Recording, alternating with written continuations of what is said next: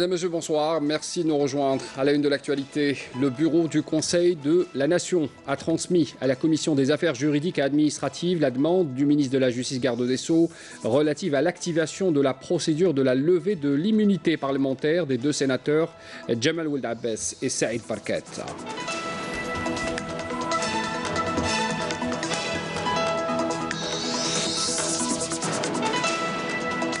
Le parquet général de la Cour d'Alger affirme ce jeudi dans un communiqué qu'il était soucieux de son indépendance et qu'il accomplissait son devoir professionnel en matière de lutte anticorruption sans instigation de quelque parti que ce soit. Un communiqué qu'on reviendra avec un détail tout à l'heure. Les ossements de 4 martyrs retrouvés sur le lieu de la grande bataille de Soqahras ont été enterré ce jeudi dans le cimetière des Chouhada à l'occasion de la commémoration du 61e anniversaire de ce haut fait de l'histoire de la Révolution. Et puis le tourisme saharien ne saurait se développer sans l'investissement dans les établissements hôteliers pour accueillir les nombreux touristes qui prennent d'assaut chaque année le parc national de l'Aragar. On verra un exemple concret tout à l'heure dans cette région du sud algérien. Bienvenue à tous. Comme je l'annonçais en titre, le bureau du Conseil de la Nation a donc transmis ce jeudi à la Commission des affaires juridiques et administratives la demande du ministre de la Justice, garde des Sceaux, relative à l'activation de la procédure de la levée de l'immunité parlementaire des deux sénateurs Jamal Ould Abbas et Saïd Barkat. C'est ce qu'a indiqué ce jeudi un communiqué de cette instance législative. En vertu des dispositions de l'article 125 du règlement intérieur du Conseil de la Nation, le bureau a donc transmis la demande du ministre à la Commission des affaires juridiques administratives, des droits de l'homme et de l'organisation locale, de l'aménagement du territoire et du découpage territorial, afin de l'élaboration d'un rapport à présenter ensuite aux sénateurs pour s'y prononcer en séance à huis clos. Par ailleurs, la réunion a été l'occasion aussi d'échanger les vues sur la préparation de l'avant-projet du budget du Conseil de la Nation de 2020 et l'examen de quelques questions administratives et d'organisation relatives au fonctionnement de cette instance. Cette réunion a été précédée par une rencontre de concertation entre Salah Goudjil, président du Sénat, et les présidents des groupes parlementaires. Et puis retenez également cette mise au point du parquet général de la Cour d'Alger, ce parquet qui affirme dans un communiqué qu'il était soucieux de son indépendance et qu'il accomplissait son devoir professionnel en matière de lutte contre la corruption sans instigation de quelque parti que ce soit. La lutte anticorruption est inscrite au titre des priorités de la politique pénale que le parquet veille à mettre en œuvre, souligne également le communiqué.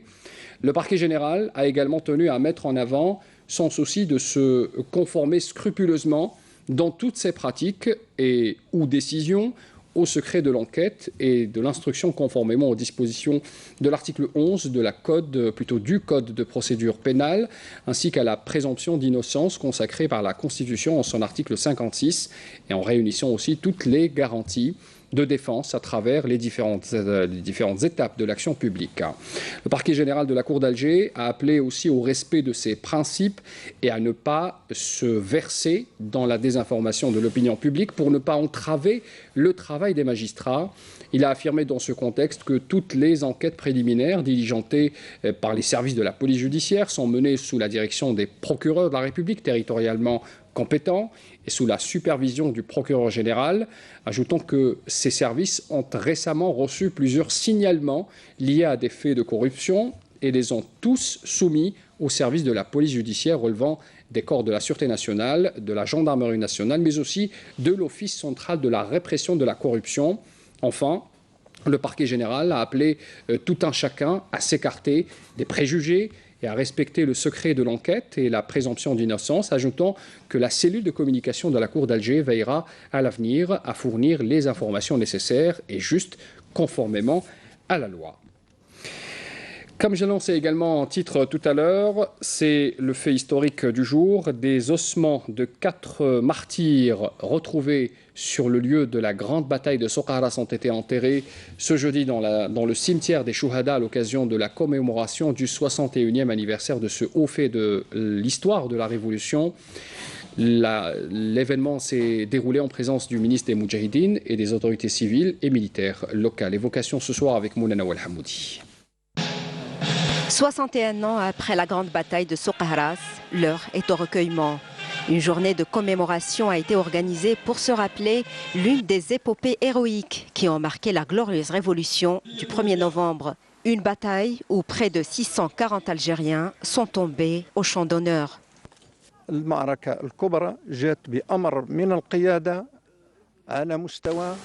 La grande bataille a été déclenchée sous les ordres du commandement relevant du gouvernement provisoire. C'était une bataille sanglante, faite de grands sacrifices.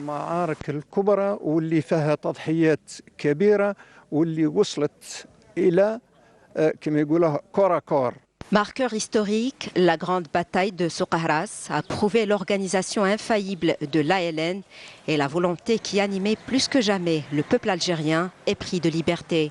ذلك أنه رغم الحشود العسكرية الضخمة الفيلق التاسع عشر والرابع عشر المظليين الفرنسيين، الفيالق 8 و28 للمدفعية بعيدة المدى، الفيلقان 151 152 مشاة ميكانيكية فرنسية، فرق اللفيف الأجنبي، كل الطائرات الموجودة في مقاطعة قسنطينة كلها استخدمت للقضاء على وحدات جيش التحرير التي تمت محاصرتها.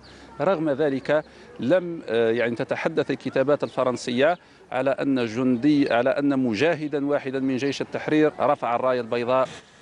À cette occasion, les autorités civiles et militaires ont honoré certains moudjahidines ayant survécu à cette bataille héroïque. Le ministre des Affaires étrangères Sabri Boukadoum effectue à partir de demain une visite de 2 jours en Tunisie à l'invitation de son homologue tunisien, Khameis Djinaoui, indique un communiqué de son département ministériel. Les 2 hommes devront débattre de plusieurs questions, notamment les questions régionales et la situation, notamment au Moyen-Orient. Lancement aujourd'hui de la 5e opération de choix de site pour près de 54 000 logements de type ADL2 qui se sont acquittés de la première, bénéficiaires qui se sont acquittés de la première tranche du prix de leur logement à travers 26 wilayas du pays. L'opération a eu lieu tout à l'heure donc en présence du ministre de l'Habitat. On parle de l'habitat justement ce soir, on va à Tlemcen, à l'ouest du pays, dans la wilaya donc et plus précisément dans la commune de Ben Sakran.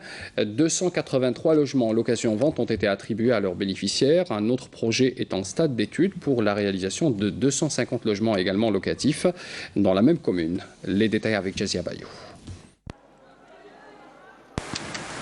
À Ben Sakran, dans la wilaya de Tlemcen, plus de 280 logements location publique ont été attribués aujourd'hui au grand bonheur de leurs bénéficiaires.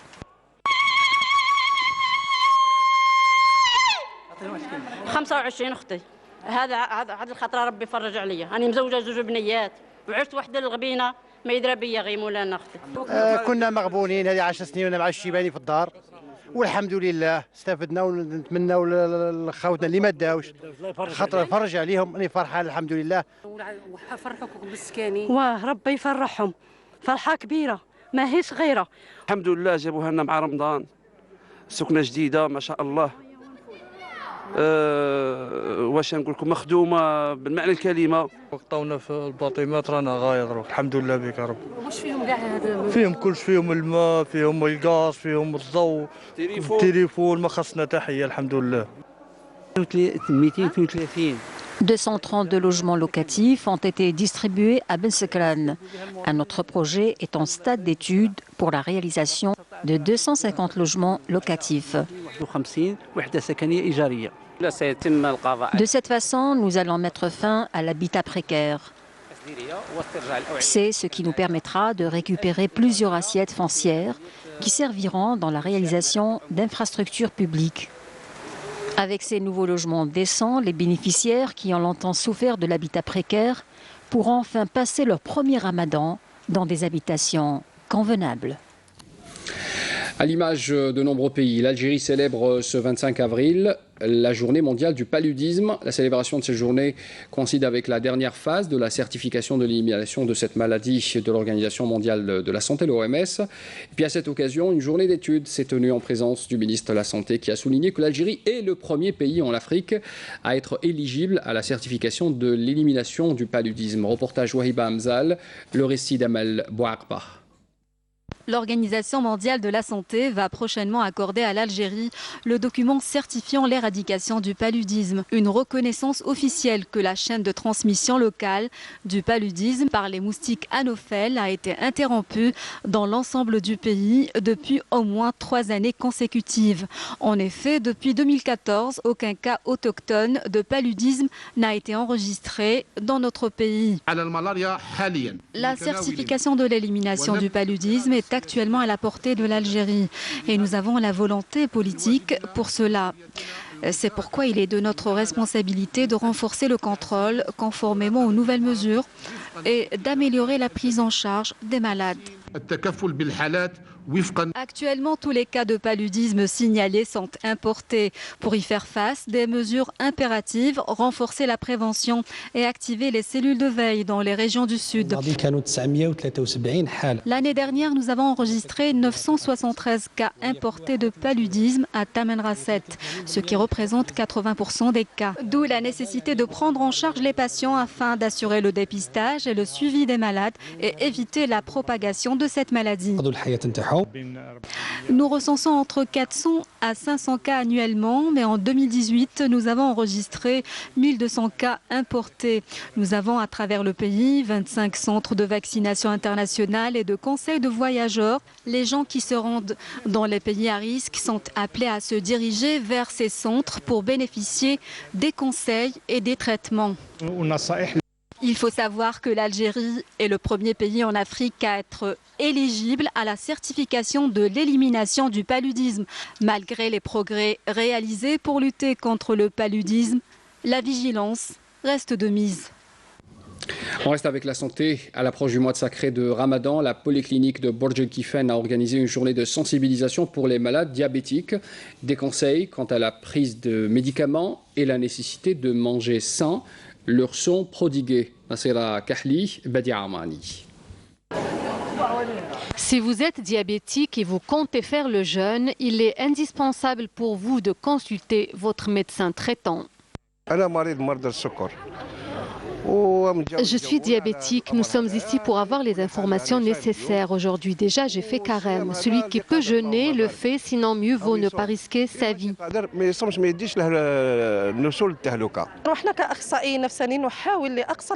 En tant que spécialiste en psychologie, nous essayons au maximum d'intervenir avec des différentes thérapies qui consistent à convaincre le malade d'être discipliné et prendre ses médicaments au moment indiqué, surtout à l'approche du Ramadan.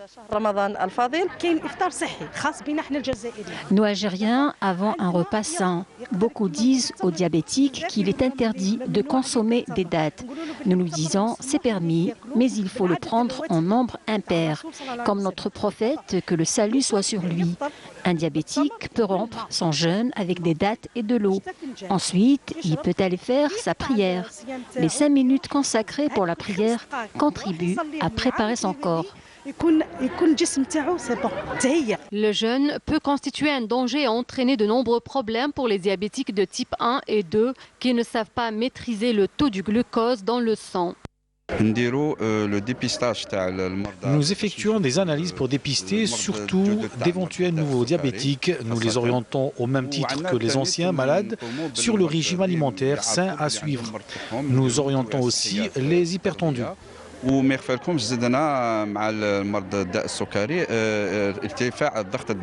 Surveiller son taux de sucre dans le sang, manger sain et pratiquer du sport chaque jour pendant Ramadan peut éviter bien des complications aux malades diabétiques qui ne doivent jeûner que sur conseil du médecin. Il s'appelle Zakaria. À l'âge de 2 ans, il est diagnostiqué enfant autiste et c'est grâce à l'amour et à la tendresse apportée par sa mère que Zakaria peut communiquer aujourd'hui avec le monde. Sa mère, c'est une femme déterminée qui a fait face à l'autisme. Aujourd'hui, elle partage son expérience avec d'autres enfants de son entourage. Nassima Imloula. Zakaria a juste 2 ans quand sa mère découvre qu'il est autiste. L'enfant avait, selon elle, un comportement qu'elle considérait de pas normal, ce qui va la pousser à lui prodiguer une attention particulière des années durant, dont les résultats s'avèrent miraculeux. ولدي كان توحد شديد Mon enfant était atteint d'un autisme sévère. Personne ne pouvait croire qu'un jour Zakaria deviendrait un enfant normal. Ce que j'ai vécu avec mon enfant a fait de moi une nouvelle mère. Le travail que j'ai effectué avec Zakaria, un spécialiste ne l'aurait pas fait. J'étais à la fois la mère et le médecin. Plus encore, je représentais son univers. J'étais sa main avec laquelle il pouvait manger, sa langue pour prononcer et parler. Mon enfant ne connaissait absolument rien. Cette maman, une femme ordinaire qui résidait dans la commune de Meshria, Wilaya de N'Ama, ne connaissait absolument rien de ce trouble envahissant du développement appelé autisme. Mais la réalité de la vie va l'obliger à mener un combat sans merci pour sortir son enfant de ce monde obscur. J'ai exploité l'environnement pour tout ce que j'entreprenais dans l'adaptation de Zakaria, que je sois dans la rue, sous un arbre, à la maison ou dans la cuisine. J'ai été intelligente dans mes exploits en me donnant à fond. Maintenant, il va tout seul à l'école et rentre à la maison sans qu'il soit accompagné. Il arrive à lire seul. Il est même un élève brillant. Aujourd'hui, Zakaria suit ses études dans une école normale grâce aux efforts consentis de sa mère qui a mis toute son expérience dans une des écoles maternelles spéciales de sa région au profit des enfants autistes.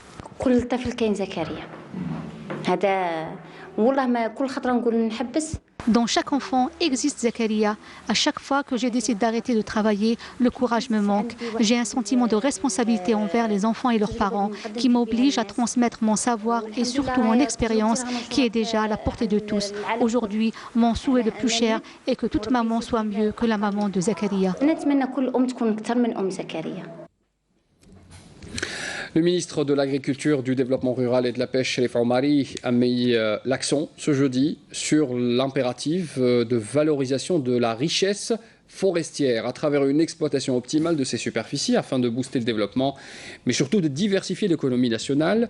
Il a fait cette déclaration lors de cette rencontre avec les cadres du secteur des forêts ayant regroupé notamment les conservateurs et les responsables locaux, y compris ceux des parcs nationaux et des établissements de formation. Un sujet qui a trait à l'agriculture, justement, on parle du lait. Le lait en sachet, particulièrement, c'est un produit qui suscite moult interrogations aujourd'hui, car en dépit des efforts colossaux fournis en vue d'inonder le marché de ce produit, les Algériens peinent toujours à en trouver sur leurs étals. C'est une situation qui risque de s'aggraver avec le mois de Ramadan qui arrive. L'exemple aujourd'hui nous vient de Ouadsouf, où une unité de laiterie locale, édifiée à coups de milliards, ne travaille qu'à hauteur de 2% de ses capacités réelles. Et cela à cause du manque de la poudre de lait. Reportage Abdel Wahab Dahmani, le récit est signé Adel Bouhamas. 47 tonnes de poudre de lait est le quota alloué mensuellement à cette laiterie, 6 à Al-Kouine dans la wilaya de Ouadsouf. Un quota destiné à la production de 15 200 litres de lait en sachet par jour. Les éléments du contrôle de la qualité sont présents tout le temps pour surveiller la qualité de la marchandise et du produit fini. Nous contrôlons donc la quantité et la qualité.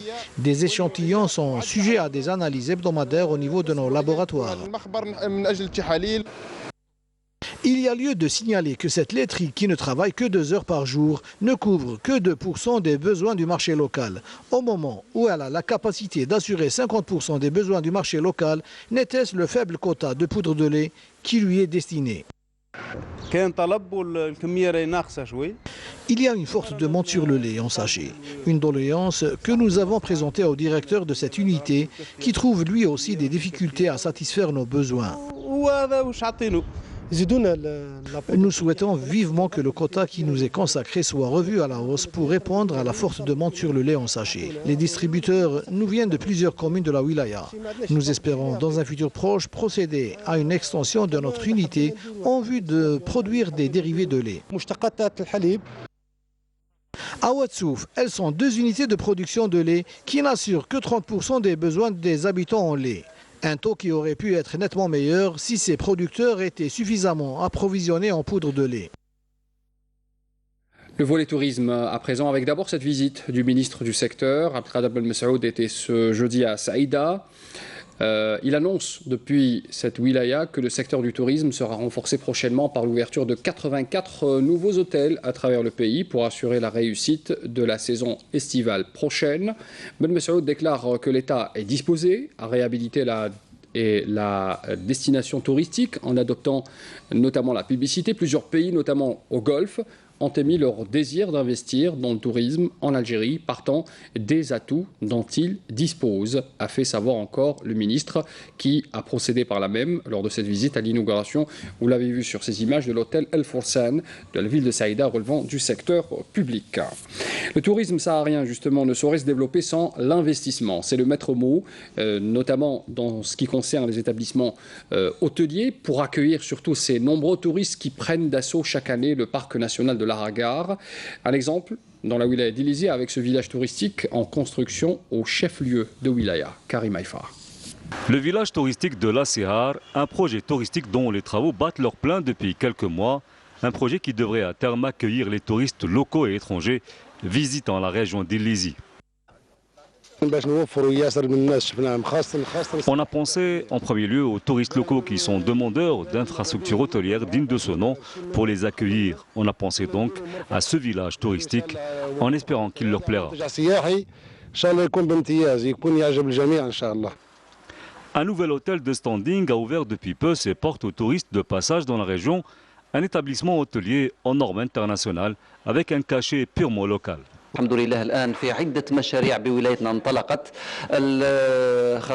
Il y a plusieurs projets à caractère touristique qui ont vu le jour dans notre région, dont 2 grands projets qui vont permettre l'augmentation sensible de la capacité d'accueil des touristes avec plus de 230 lits supplémentaires.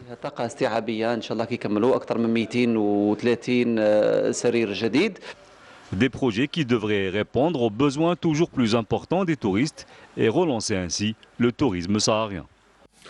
On va un peu plus haut dans le nord, à Soukahras, plus exactement dans la région de Mdaourouch, à une quarantaine de kilomètres du chef-lieu de wilaya. Cette ville abrite la célèbre cité historique de Mador, la ville d'Apulé et de Saint-Augustin, Kamelia Melalla. Située à 50 km de Soukahras, Mador, cette vieille ville numide, est érigée en colonie romaine vers la fin du 1er siècle. Mdaourouch s'étend sur 25 hectares. Sa création remonte à 75 avant Jésus-Christ, sous le régime de l'empereur Vespasien. C'est un musée à ciel ouvert. Cette vieille ville archéologique fut fondée en 75 avant Jésus-Christ, soit à l'époque de l'empereur Vespasien. Elle était bâtie pour l'armée romaine. Elle constitue une ville de passage entre Tevest et Tagast, connue actuellement sous le nom de Soukahras. Aujourd'hui, parmi les nombreux vestiges bien conservés qui continuent de témoigner du passé glorieux de Mador, le visiteur peut admirer les restes de thermes, de temples païens, de 3 basiliques et d'un petit théâtre. Le célèbre théâtre romain est le plus petit théâtre que compte le royaume romain. Il fut bâti au IIe siècle sous l'empereur Septime Sévère. Et l'un des magistrats de l'époque, qui s'appelait Gabinius Sabinus, a demandé à la population de Mador de voter pour lui afin qu'il devienne chef de colonie. Et en échange, ce magistrat leur offrira une importante somme d'argent estimée à 375 000 sesterces, qui était la monnaie romaine de l'époque pour construire ce théâtre. Mador fut à l'époque le grand pôle de rayonnement scientifique, célèbre pour ses écoles spécialisées en philosophie et qui forment bon nombre d'érudits, à l'exemple d'Apulé appelé Grammarien et Augustin le Saint. Mador est une ville non seulement culturelle, mais également économique, puisque 22 000 villes ont été découvertes ici, dans ce site.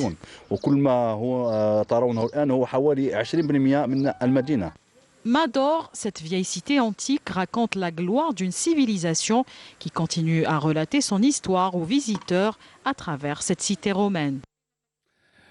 Puis une info sécuritaire, 2 éléments de soutien au groupe terroriste ont été arrêtés hier à Oran et Mascara par des détachements de l'armée nationale populaire, alors que 3 casemates pour terroristes ont été détruites à Tizi Ouzou. C'est ce qu'indique ce jeudi le ministère de la Défense nationale dans un communiqué. Par ailleurs, on apprend aussi que dans le cadre de la lutte contre la criminalité organisée, un détachement de l'ANP, des éléments de la gendarmerie nationale ont intercepté à Saïda et L'Rouat 2 individus, saisi 2 fusils de chasse, un fusil à pompe également, tandis que des éléments de la gendarmerie nationale ont appréhendé à Ain Timouchent 4 narcotrafiquants en leur possession 4,4 kg de kif traité.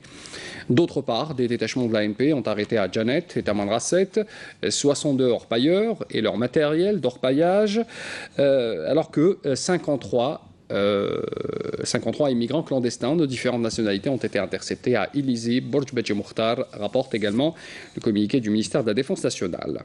Vous avez pu suivre juste avant le journal ce match décisif pour 2 équipes, 2 grandes équipes, le SC Tif et le MB Béjaïa. Alors ce sont finalement les Béjaouis la JSMB Béjaïa, et qui ont pris le dessus et qui ont donc leur ticket pour la finale de la Coupe d'Algérie, annoncé favori même avant le match retour. Les Béjaouis sont bel et bien donc en finale après avoir signé une retentissante victoire à Sétif en match aller par un score de 2-1. Malgré leur défaite 1-0, les Béjaouis se qualifient pour la finale. Ils rencontreront bien sûr le CR Belouizdad pour la finale de Dame Coupe. Oui, tout à fait. Je pense que le match s'est joué lors de...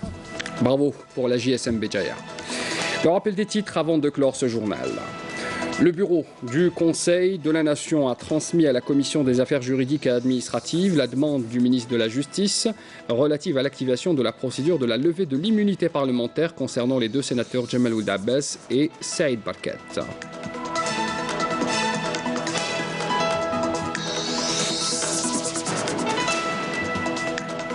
Le parquet général de la Cour d'Alger affirme ce jeudi dans un communiqué qu'il était soucieux de son indépendance et qu'il accomplissait son devoir professionnel en matière de lutte anticorruption sans instigation de quelque parti que ce soit.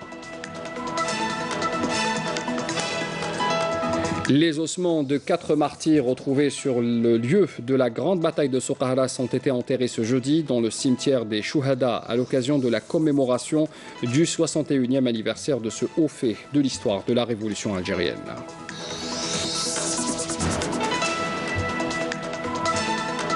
Et puis le tourisme saharien ne saurait se développer sans l'investissement dans des établissements hôteliers pour accueillir des nombreux touristes qui prennent d'assaut chaque année le parc national de l'Aragar.